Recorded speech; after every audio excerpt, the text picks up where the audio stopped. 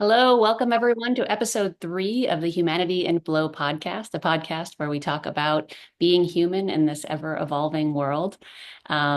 We are joined today. I'm joined today with my co-hosts, Monajay and Day, and who will introduce themselves in a moment. I'm Liz Rothman. I'm an attorney and advisor working in the tech space, health, and wellness space as well. Today, before Monajay and Day introduce themselves, we are going to dive into the topic of action. So the last two podcasts, our first two, we discussed self-care through expanding awareness. And then we looked at the impermanence of systems in the second podcast. And then today we really wanted to look at action. What does it mean to be really grounded in what you are doing at the moment and just jumping in and acting on something? And what the specific area that we'll look at is Day is one of the people that really, when the really devastating LA fires came through Los Angeles a couple of weeks ago, jumped into action and into relief efforts and providing care and just being really, really involved in all of the efforts going on in Los Angeles. We want to talk to her about that today. So I will hand it over to Monajay to introduce yourself, and then we'll get going. Hi, yes, thank you. It's lovely to be back with you and now with Day. I'm Dr. Manijay Mutagi, the founder of Perfectly Here and the founder of Mindful Life Optimization Methodology, where we look at our relationship to being a human, to be to the planet and to systems and how we can improve that. And I'm very happy to be here. Thank you. Hey everybody, I'm Dayanara, but I go by Day for short. I'm a chiropractor and a physiologist and a wellness expert. And I'm really, really excited to finally be here, especially after the fire, speaking about self-care. I needed like a week to recalibrate and get together. So I'm really, really excited to be here with you ladies today. Thank you, Day and Monajay. So Day, why don't you tell us what was what kind of was happening in your life when the LA fires started to happen? What was going through your head? And then what did you do? What efforts were you involved in? Oh my goodness, when the fires happened, I was like, "Ooh, these are moving really fast." And it just all happened really, really fast. As we like all know, it just kind of like each day was just getting worse and worse and worse. And for me, I've actually been an activist for half of my life now. So I started in activism when I was about 15 years old and started doing a lot of different like community involvement, organization. So when all of this came together, I was like, okay, like we have to do something. And especially being a chiropractic is the best way to reset your nervous system. And especially when you're in such high fight or flight reactions, like in fires. And also too, the LA fire being one of the largest natural disasters in California history, it's easy to say that your nervous system is going to go a little haywire during this time. And especially too, being a former first responder, I already knew a lot of the first responders that were reporting to this fire were also going to need a lot of care. So Wednesday, it was January 8th. That was when one of the fires actually started in front of my clinic, and they were actually able to contain that fire and put that one out. And then the next morning, I just felt like this call where I was like, okay, I need to start organizing. I need to start doing something just because people do need care and people do need these resources. So there was a lot of obstacles and challenges I faced, but it also showed me where we need more support for our first responders in the future, as well as those who are affected by different natural disasters. Mhm. Great. And I know you were involved in the base camp up at Zuma Beach. Is that right? Is that where you were? Yeah, I was at Zuma Beach for part of it. So, huge thank you and huge shout out to Walk a Good LA. They're a nonprofit serving the greater Los Angeles area, doing different wellness-based classes and events. And they were actually the first location that I was able to go volunteer at. I took a group of 8 doctors with me with 2 students, and we actually provided chiropractic care for a few of the displaced families that were there, as well as all of the volunteers. That was another thing that we saw. It was very beautiful to see so many people in LA come together, so many people coming to help. However, a lot of people were throwing their bodies into movements and activities they weren't used to. For example, at donation centers, lifting some boxes that were like close to 100 pounds, carrying things up and downstairs all day. And this was just around the clock work, just making sure people had the resources that they needed. However, for the general public that is not used to such heavy lifting, is not used to such movements, like this was really throwing people's bodies out of alignment. And then also too, for the families that have been displaced, just that shock within the nervous system. And also too, for the ones that witnessed their houses burning down, seen the fires coming, versus the ones that actually were evacuated ahead of time. So it was just a whole range of things that we were able to see within people, from Good Walk Yard. We were able to go ahead and get over to the Pasadena church. And then we were adjusting families and the displaced community over there. And then during this whole time, while that was happening, I was trying to organize, and I organized at the state level with the California Chiropractic Association and the California Chiropractic Board, trying to find ways for us to get into base, and also to finding ways around getting FEMA clearance and all of these things. And I wasn't able to get into base until day 11. So there was another doctor who had been on base for about a week and a half already, but he was able to get his FEMA clearance and get in. And that's because the fire captain was his patient. So it was really easy for him to get in, and then he brought me in, and we were able to start bringing other doctors in and just continuing to provide care. But when I went in on day 13, mostly every single firefighter that I spoke with was on day 11 of their shift. Some of them were even going into day 21 or day 20, just because with CAL FIRE, you go out for X amount of time. I believe it's a week or two that you're on shift, and then you get deployed back home. However, they were coming out of shift, but due to the fires, they got deployed and extended their time. Also, to Mexico sent over some firefighters. So I actually met the vice president of Mexico at the encampment, at the base, and then also some of the firefighters from Mexico. I know South Africa actually sent over about 1,000 firefighters, but they were at the Eaton base. Unfortunately, I didn't go to the Eaton base, but they weren't at the Malibu base.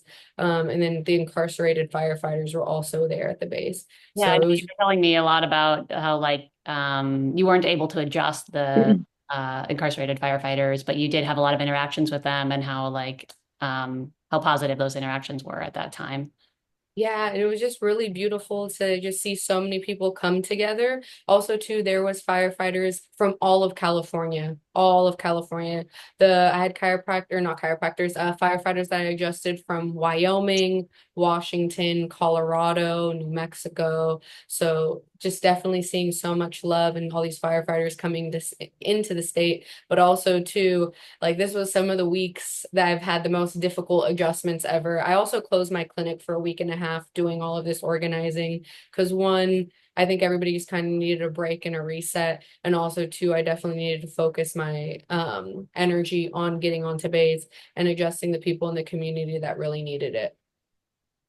That's amazing, Day. That's really amazing. I'm just wondering, how did you guys, the doctors and the providers, health providers, did you guys look out for each other, and or were you on an adrenaline and cortisol, like a flow and just emergency flow response? What were you doing for you guys, for yourselves?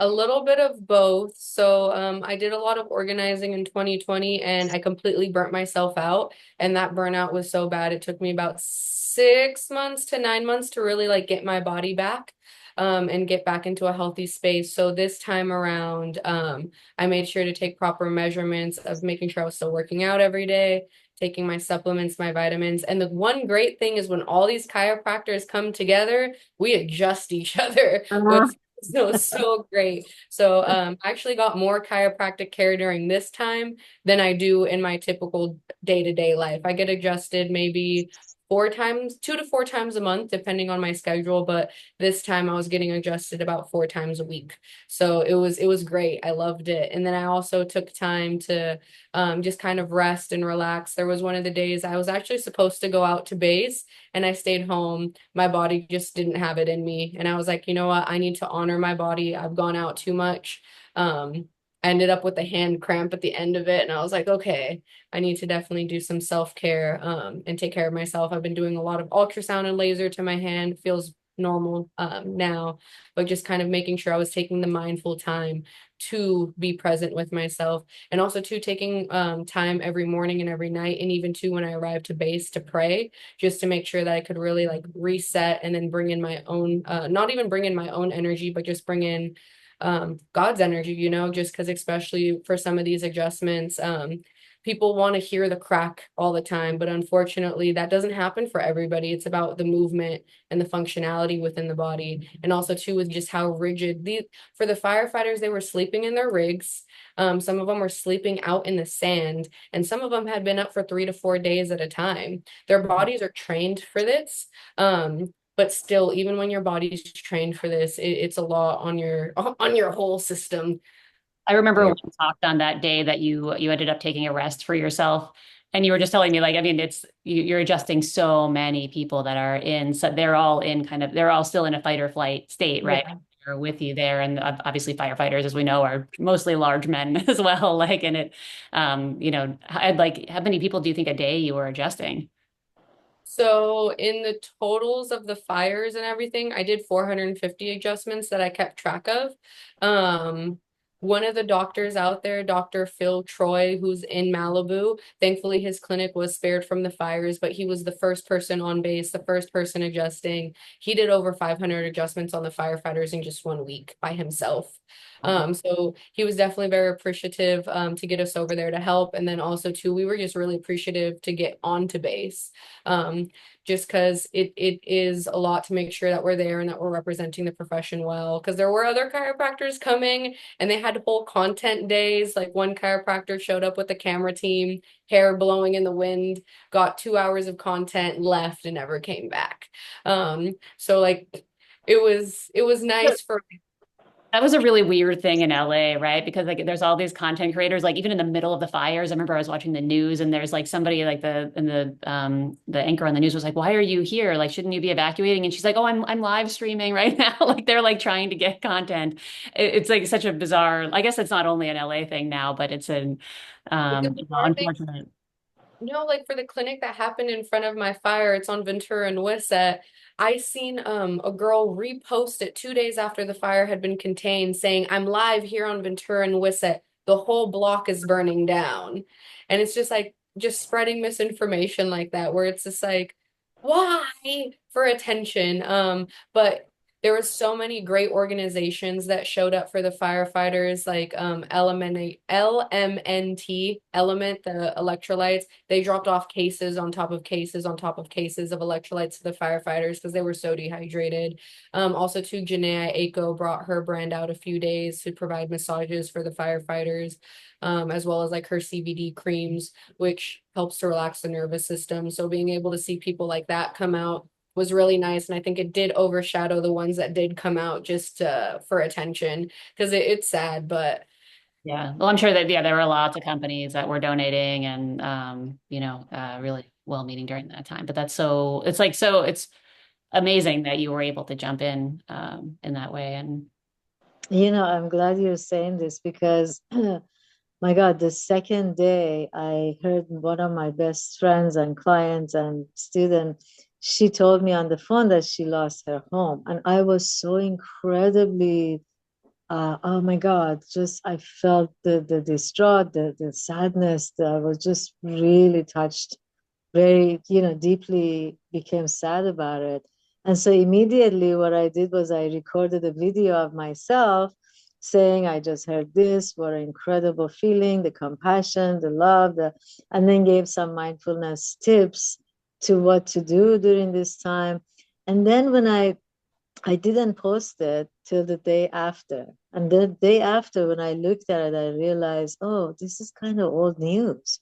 I don't want to say this as if it's happening right now. And when this remains on my YouTube channel, this is going to sound like it's happening now. And so that I just did not post it, didn't give it to anybody, didn't send it because it was in the moment. It wasn't, it's not a timeless thing. So yeah, I let it go. I didn't even post that thing.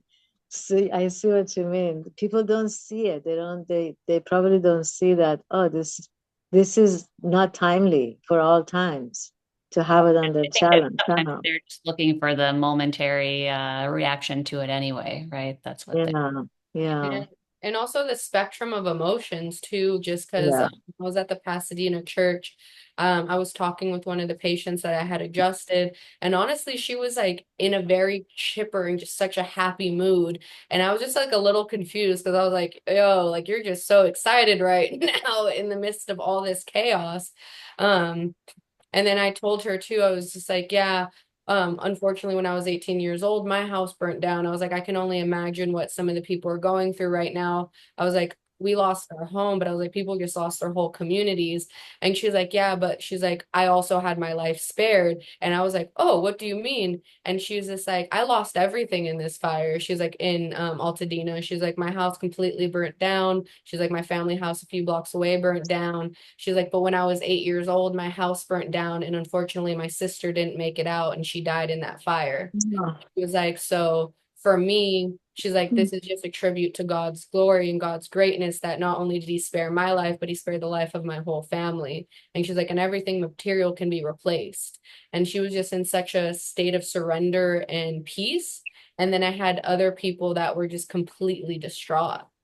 Yeah, it's so interesting in like emergencies and like disasters, right? How people respond, but you need the way that she responded. Somebody has to be organizing and getting everything together, right? Everybody's responses are valid. But I remember seeing that kind of at the beginning of the COVID pandemic too, that there were some people that were out organizing, doing things, right? And then there were some people that were in despair, especially among the medical community. There were like a lot of it like gave people a lot of purpose to like get out and also the recognition around efforts that were happening at the time too. So, maybe for her organizing in that church it was giving her a purpose at a time when she otherwise would have had only like, and then obviously her focus was on the survival aspects of it too. But it's just so interesting, I think, to see people in those states and how different people react and that some people really just like rise to the occasion and are able to step up in such a big way and help. Yeah, and we're so grateful about that. My goodness. Day. So I'm curious about that moment, the moment that you felt like I'm gonna do this. It's very clear what I can do and I will do, and this is what I'm gonna do. What was that moment? So I love to wake up, take a shower, and then go and lay back down again. So I woke up, took a shower, and laid back down. And I was just laying there and I was just like, I'm gonna start texting people. I was like, I'm gonna do this. I don't know how I'm gonna do it. I'm gonna do this. So I reached out to some different chiropractors I know. I reached out to the state board. I reached out on my school's alumni page, and I just like threw the text out there and the messages out there, just saying like, hey, like I'm trying to organize. I'm trying to do this. Are you interested? Let me know, and we'll figure out logistics as we go. So it was very like an open-ended text message or like paragraph I put on different posts and pages and was like, I okay, got one if I knew any firefighters, if I had connections to firefighters, like you like blitzed it out to everybody. Yeah. I did. Like I went through my phone. I was like, who's probably connected to somebody that can help me right now? Let's figure this out. And even reaching outside of the chiropractic community too, like where I'm like, who would know like any city officials? Like just I just started putting that out there and I definitely prayed on it. And I'll be honest, the first 2 days I was very discouraged. I was very upset. After day two, I was not getting the traction that I wanted to get or connecting with the people I wanted to get. And I was like breaking down crying. I was like, I just want to help. Why is it so difficult to help? I was like, why is every door being closed?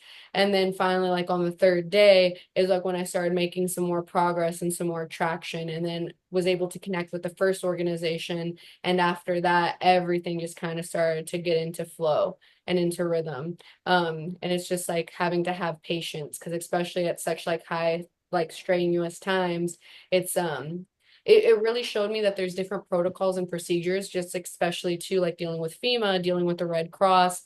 There needs to be some sort of government contract. So that's also something that I want to start working on is how we can get different doctors onto bases or able to respond to different natural disasters.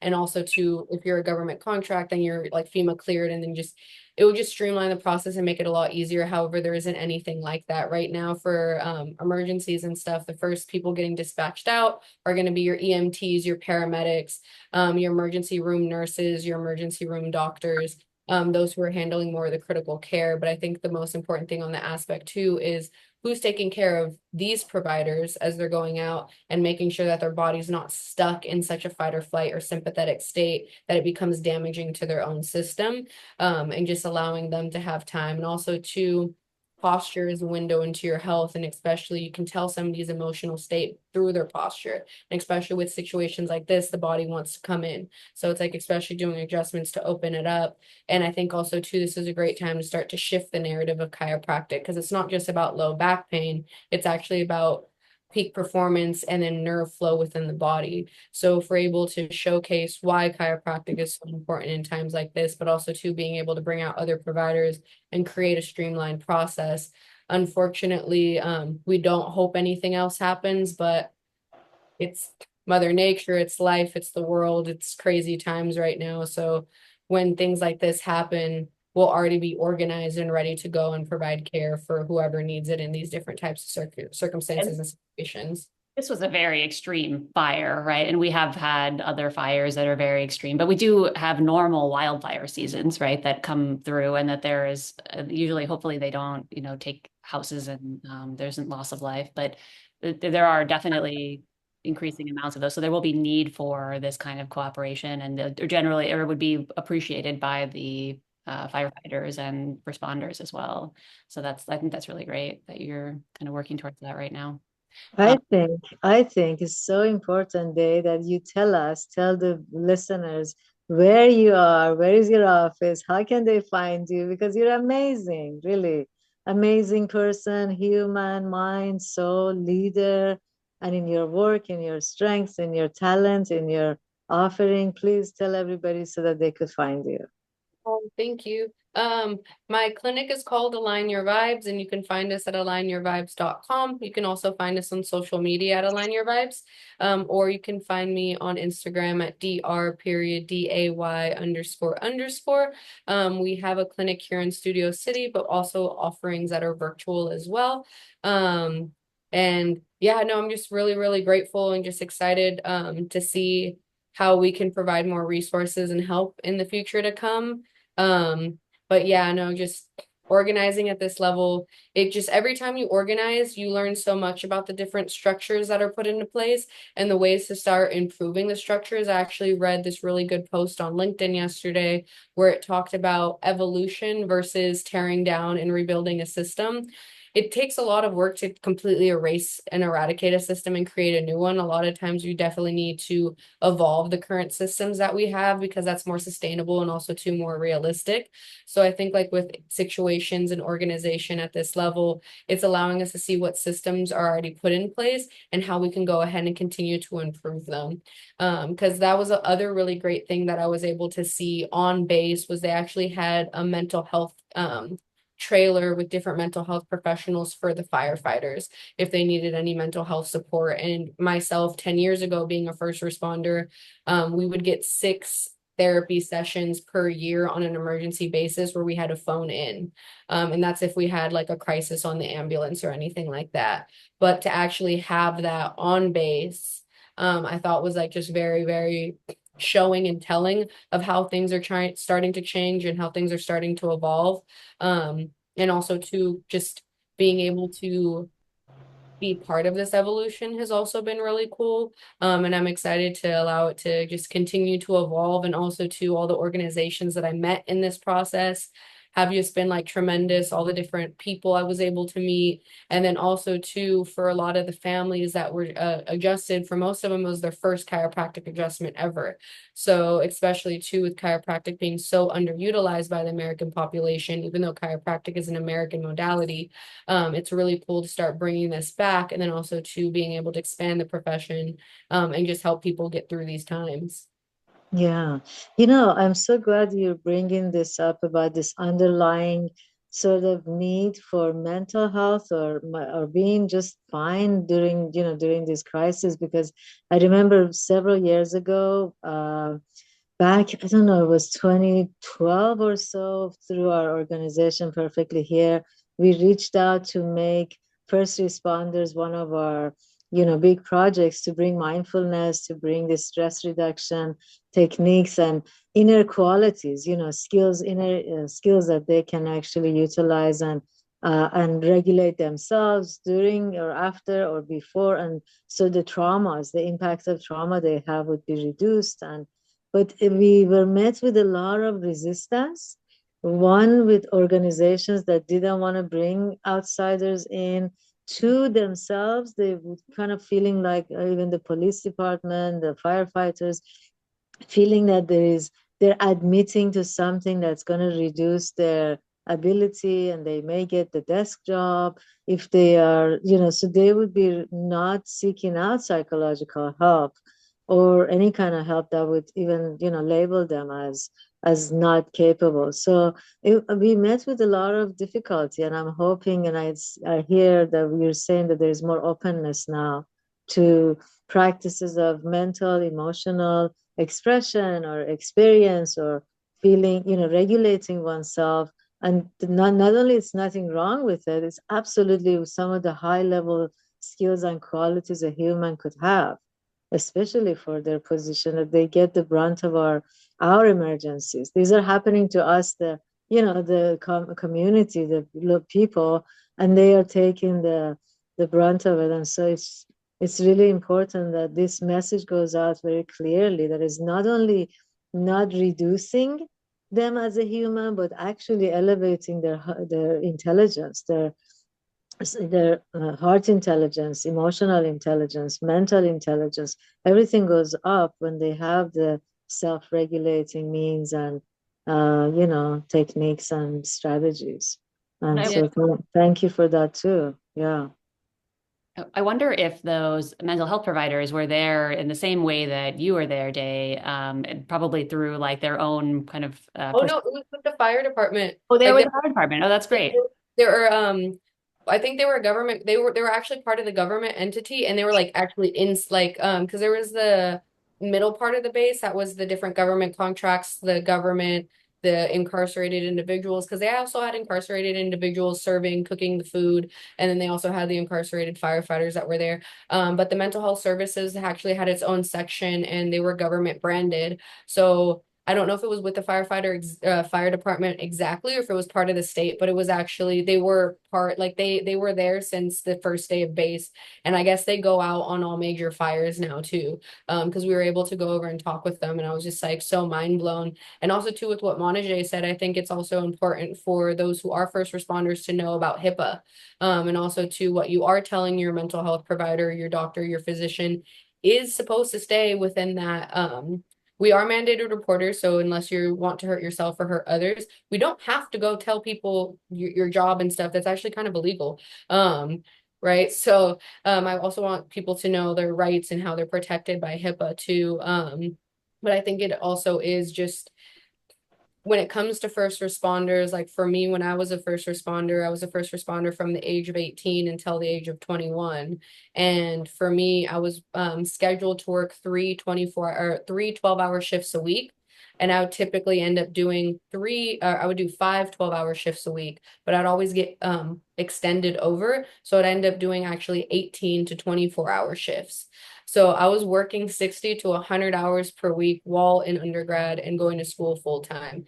During that time and period of my life, I was not getting a full night of sleep. I was doing 3 hour naps and then napping while you're on the rig. And that's the other thing too, is I always joke about that the ambulance taught me to sleep anywhere, and I really can sleep in a lit room with people talking, sitting up in the car. Like I can really sleep anywhere. And I seen it with all the firefighters. But it's also too due to a chronic like stress response in the body for them to do that. But if you think about how much energy that they're outputting, how strenuous their job is.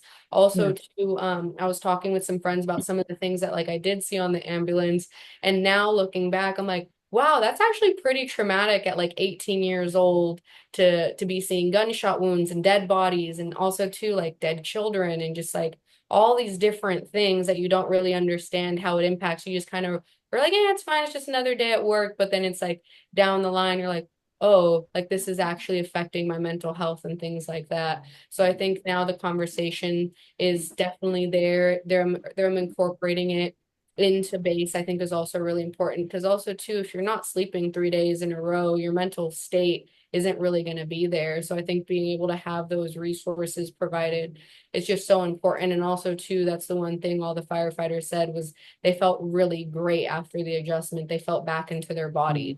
So that was just the most important thing because especially with chiropractic care, your muscle recruitment is going to be firing better. So also to your likelihood of getting injured actually decreases. Your mental capacities are going to be a lot sharper. Your brain body connection is going to be a lot more optimal. That's why all professional athletes get adjusted before they have big games. And also too, the previous Olympics, every athlete had a chiropractor. In this coming Olympics, which is here in Los Angeles, all athletes will also have a chiropractor. So if anybody knows how I can get a job being their chiropractor, let me know. See what But that the Olympics for sure. I'll send out a blast text. And we'll definitely link the info. I mean, Day's information, all of our information is linked in the bio for the podcast, but we will link the direct links to your clinic and social media as well for people to check out the work that you're doing every day.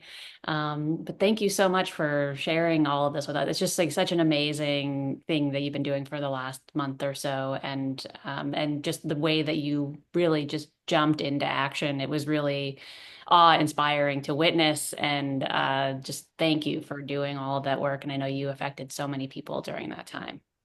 Liz, I know this was a really great session, and I can't leave without having they give us a couple of tips for people who are listening about chiropractor, how to posture, or anything that you would tell people to do for themselves to help anything. Any kind of tips to leave our listeners with? Stay hydrated is number one.